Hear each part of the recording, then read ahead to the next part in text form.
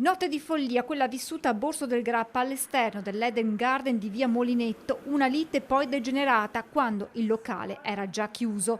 L'indomani quello che mostra alla luce del sole è la devastazione più assoluta. A terra vetri, cocci di bottiglie e bicchieri, cibo lanciato ovunque, macchie di sangue. La più evidente, questa sul ciglio della strada a ridosso del cancello d'ingresso al parcheggio. Ed è qui che tutto inizia. Sono circa le 4 quando alla centrale del SUEM di Crespano arriva una chiamata per un codice rosso inizialmente. Sembra un classico codice da sabato sera per una situazione di alterazione alcolica, ma quando gli operatori arrivano sul posto lo scenario è ben diverso.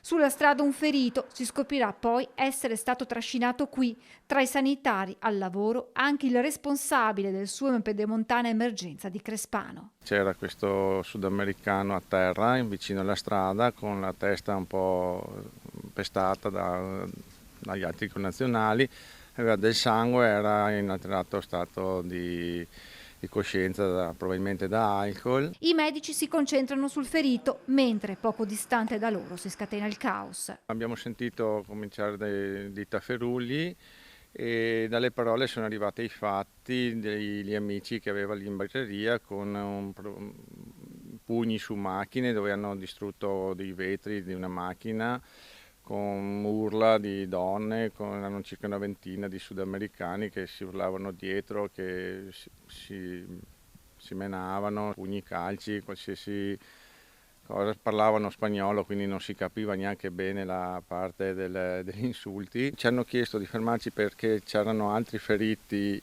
più avanti. Sono andato a vedere. Volano piatti, bottiglie e bicchieri, pure il cibo, da quanto si può vedere, viene lanciato durante la rissa. Attimi concitati anche per gli stessi operatori del SUEM. Momenti di tensione, momenti dove devi stare un attimo attento perché insomma devi comunque muoverti in un territorio dove ci sono bottiglie rotte, piatti rotti, gente un po' alterata. Mentre i sanitari stanno intervenendo, attimi di tensione anche in strada. A un certo punto ho visto una macchina partire, erano sicuramente un ragazzo e una ragazza, e un'altra macchina si è fermata, era in strada, un'altra macchina li ha fermati muso con muso, sono scesi in quattro dalla macchina che li ha fermati, hanno cominciato a prendere a pugni, a calci la portiera della macchina, credo abbiano rotto il finestrino, la ragazza ha fatto a tempo a uscire, il ragazzo che era alla guida ha ingranato la marcia e ha quasi travolto gli aggressori per scappare. Poi si è girato su una rotonda per tornare verso Bassano, è passato molto vicino alla nostra ambulanza che era lì parcheggiata in parte della strada, e sono scappati uno dietro l'altro in direzione Bassano. Nel frattempo, il dottor Tommasi chiede l'intervento di un'altra ambulanza che arriva da Bassano e avverte i carabinieri che intervengono con le pattuglie della radiomobile di Castelfranco Veneto e delle stazioni di Asolo e Riese. Nel frattempo sono arrivati 3 mezzi dei carabinieri e con loro è stato un po' ristabilito l'ordine e la tranquillità.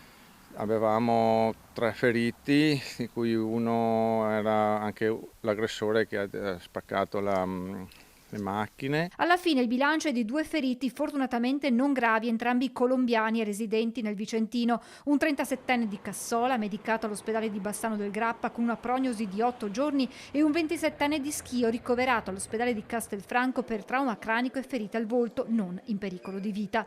Al momento restano sconosciuti i motivi della rissa, forse una parola di troppo, forse un apprezzamento verso una ragazza. Anche questo dovranno chiarire le indagini dei carabinieri al lavoro per individuare le persone coinvolte. Nelle prossime ore verranno ascoltati i 2 feriti. Al momento non sono scattati provvedimenti nei confronti dei presenti.